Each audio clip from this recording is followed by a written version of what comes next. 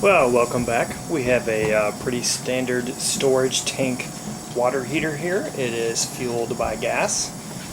You can see that because of the gas line here on the side. I would note here that we have a gas control, or sorry, gas shutoff. This is an old style shutoff that requires tools to turn on and off the gas in the line. Actually no longer would be allowed by codes today.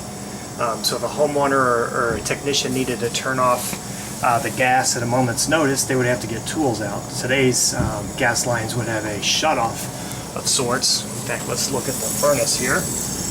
Very similar to this. If you see the gas control or the gas shutoff here in parallel with the gas line, you know that it's in the on position. If you were to turn this 90 degrees, that would shut the gas off to the appliance. So that's what a new one would look like. So we'll recommend to the homeowner that they replace the shutoff on the gas line here. We've got a union. These are just common terms for components in a gas line. We've got an elbow, another elbow, we've got a T, and then we've got here something called a sediment trap or a drop leg. And then we have the gas control valves. On top, you'll notice that we have an on position, and you see this little notch here indicates that the water heater is in the on position, which means it's ready to fire when needed. If I turn it here to the pilot position, it means the pilot light will stay lit, but it won't actually fire if the temperature in the tank drops below its set point. And then we have the off position as well if you wanted to completely turn it off. So I'm going to leave this back in the on position. Here we've got the temperature control, and there's a little notch here that indicates where on the dial that we've got it set at. It doesn't show you exactly what the temperature is for this unit, but this is about 130 degrees of set point temperature, which means if the water drops below 130 degrees in the tank, that the water heater will kick on and start up. Here we've got a drain valve here. If we were going to flush the water heater tank and try to remove the sediment, we would hook up a garden hose right here, run that to a drain, and perform that as a maintenance function. But I've removed a panel here that was on top of this section, and I wanted you to look in this window and see that we have a single pilot light lit right now. One single flame. That's a pretty typical pilot light.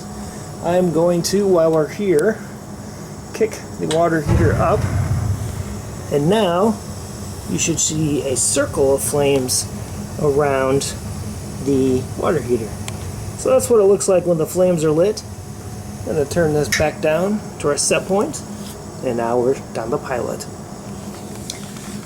I would also know a safety control here. This copper wire here is called a thermocouple, and it reaches right into the burner, right into the pilot flame actually, and when it senses that the pilot light is not lit, it will actually tell the gas controls to shut off gas to the unit so it doesn't continually feed natural gas when there's nothing to burn that with, because you could have a buildup of natural gas. Speaking of safety features, we have here on the side a temperature and pressure relief valve. This is a safety feature that that is set so that if the tank would ever get too hot on the inside or too much pressure build up on the inside, that we don't have a catastrophic situation where it would actually explode. So the temperature pressure relief valve is designed to actually release that pressure and release that temperature. There is a discharge pipe that's properly installed here. It's dropping within 12 inches of the floor. One thing you want to make sure is that this is not plugged. As you can see, I can stick my finger in there. If it were plugged, you would kind of not have the benefit of the pressure relief valve any longer. On top of the water heater, you can see this is a natural draft water heater, also known as an atmospherically vented. We have the draft diverter, which is the saucer shape going around here. I don't know if you can see the inside, but you can look right through there. So all the flue gases pass right through this opening, past the draft diverter, up the vent connector. That's the pipe we're looking at here.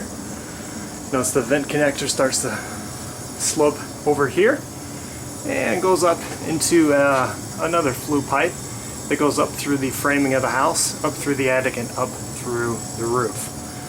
At one point, this particular water heater used to be commonly vented with the furnace, but when they upgraded the furnace to a power vent style, as you see here with the PVC pipes, they were no longer connected. So they did a nice install job here to properly vent the atmospheric water heater until it gets replaced. So that's about it for today. Thanks for listening, and we'll see you next time.